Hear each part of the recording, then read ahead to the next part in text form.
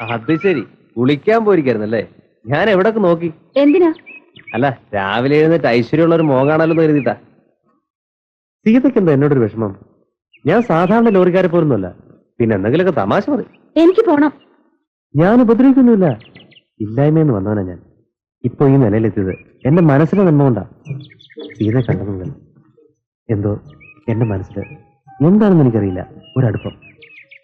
സീതയോട് പലതും എനിക്ക് പറയാനുണ്ട്. വഴി മാറുന്നുണ്ടോ? ദേഷ്യാണല്ലേ? ശരി, പോയിക്കോ.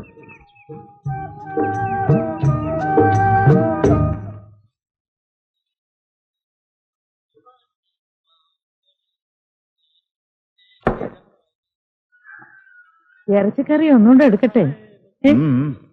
മോളെ, അമ്മാവിന് ഒരു ഇറച്ചിയും കൂടെ കൊണ്ടു കൊടുക്ക.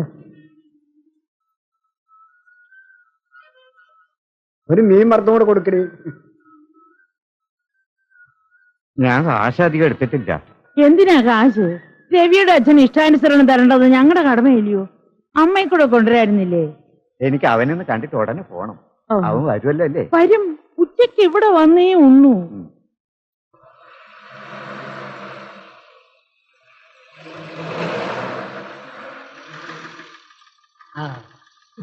രവി വന്നല്ലോ. അങ്ങോട്ട് ഒഴിച്ചു കൊടുത്തില്ല. ഇവിടുത്തെ വെപ്പും കാര്യങ്ങളും ഒക്കെ നോക്കുന്നത് എവിടെ? നന്നായിട്ടുണ്ടോ? രവി അച്ഛൻ വന്നിട്ടുണ്ട്. എപ്പോ? അച്ഛൻ എന്തിനാ വന്നത്? അച്ഛൻ ഉണ്ണട്ടെ രവി, എന്നിട്ട് മതി വർത്തമാനം. ഒരാളുടെ വെപ്രാളം കണ്ടില്ലേ അമ്മേ? നീ ഓടിയോടുന്നു. ഇച്ചിരി ചോറ്. ചോറിങ്ങനെ ഉണ്ണാതെ ഷുഗർ ഉള്ളതാ. അയ്യോ, അച്ഛൻ ഉണ്ണട്ടെ, സമാധാനമായിട്ട് ഉണ്ണട്ടെ. നീ മുറിയിലോട്ട് പോ, അച്ഛൻ അങ്ങ് വരും. നീ ചോറ് വിളമ്പിക്കൊടു മോളെ.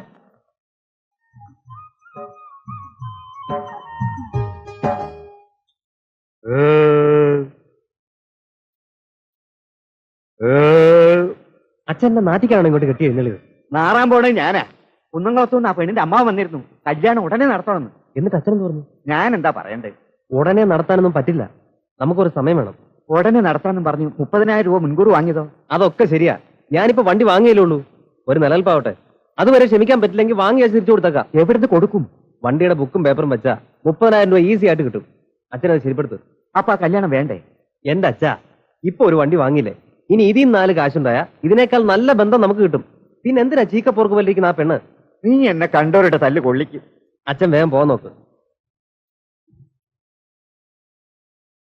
ഇനി എന്നെ അന്വേഷിച്ച് ഇങ്ങോട്ട് വരണ്ട.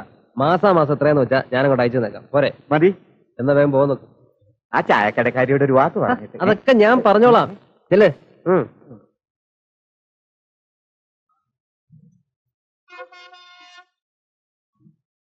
അച്ഛനെവിടെ? പോയിട്ട് 100 കാര്യങ്ങളുണ്ടേ. അച്ഛൻ വല്ലതും ചോദിച്ചോ ഞങ്ങളെ പറ്റി?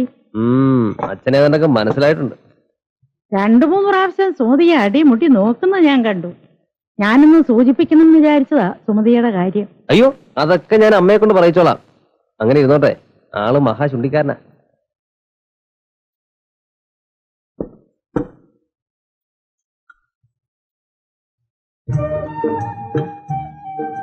അച്ഛൻ ഇഷ്ടപ്പെട്ടിട്ടുണ്ട്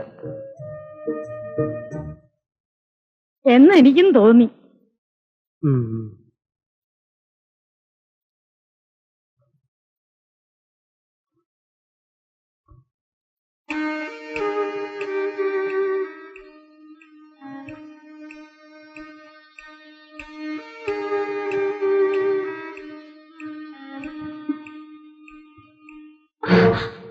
ആരത്? നിങ്ങൾ എന്ത് വൃത്തിയോടെ കാണിക്കുന്നത്? ഞാൻ ബഹളം വെച്ച ആൾക്കാരെ അറിയിക്കും. അറിയിച്ചു. സീത പറഞ്ഞിട്ടാ ഞാനിവിടെ ഒന്ന് പറഞ്ഞു. ഈശ്വര, ദേവി ഇതൊന്ന് പോകും. എനിക്ക് സീതയുടെ കുറെ കാര്യങ്ങൾ പറയാം. ഒന്ന് പുറത്തു വരും, ആരും അറിയില്ല. എനിക്കൊന്നും കേൾക്കണ്ട. പറഞ്ഞില്ലെങ്കിൽ എന്റെ മനസ്സ് പൊട്ടിപ്പോവും. സീത എനിക്ക് അത്ര ഇഷ്ടമാണ്. എനിക്ക് നിങ്ങളെ ഇഷ്ടമല്ല. പക്ഷെ ഞാൻ സ്നേഹിച്ചു പോയി. സീതയെ കണ്ടിട്ടാണ് ഞാനിവിടെ താമസിച്ചതാണ്. സീത എന്നെ വരക്കരുത്, ഞാനൊരു പാവാണ്. ദേവി ഇത് ഞാൻ ഇവിടെ എങ്ങനെങ്കിലും ഒന്ന് കഴിഞ്ഞു കൂടിക്കോട്ടെ. എന്നെ ഉപദ്രവിക്കരുത്. ഞാൻ സീതയെ വിവാഹം കഴിക്കാം. എനിക്ക് ഇഷ്ടമല്ലെന്ന് പറഞ്ഞില്ലേ? മോശം. പോകുന്നുണ്ടോ ഇവിടുന്ന്? ഞാൻ പോവില്ല. എന്ത് കഷ്ടാണ് ഈശ്വര.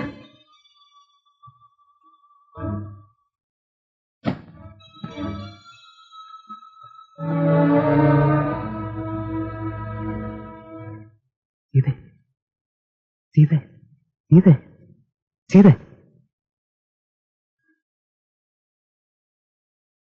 നമുക്ക് എന്തൊരു ഉറക്കായത്?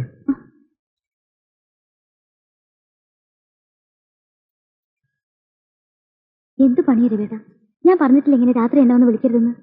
രാത്രി ഞാൻ ഇറങ്ങി വരുമെന്ന് ഒരിക്കലും വിചാരിക്കണ്ട. ഓ, അത്ര വലിയ ഗമയാണ് വേണ്ട.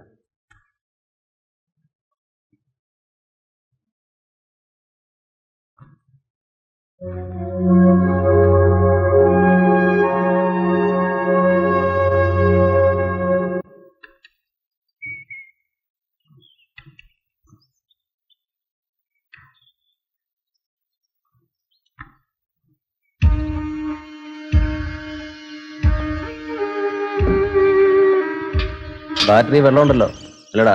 ഓ,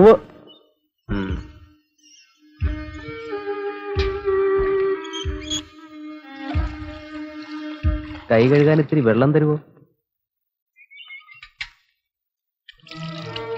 എന്നെ മണ്ടനാക്കിന്ന് വിചാരിക്കണ്ട. ഒരാശ തോന്നിയാൽ രവി നടത്തിയിരിക്കും. പോട്ടെ.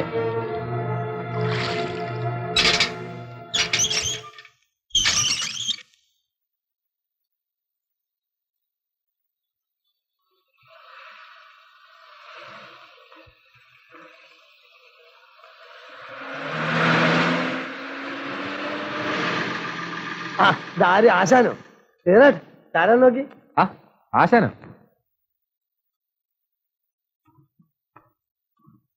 നീ ഇതെവിടുന്ന് വരുന്നു? ഞാൻ PG-ന്ന് വരുവാ.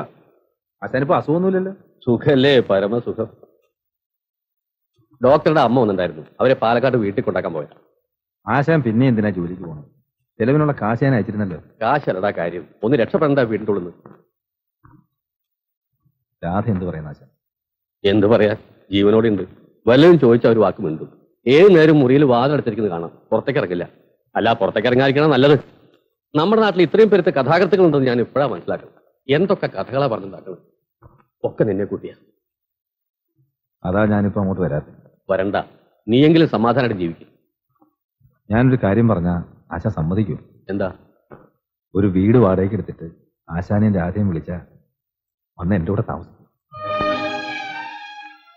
എന്റെ ഒരു ആശയാണ്. അത് നിനക്കൊരു ഭാരമാവും ശ്രീധര. ആ ഭാരം എനിക്ക് സന്തോഷമല്ലേ ആശാനെ?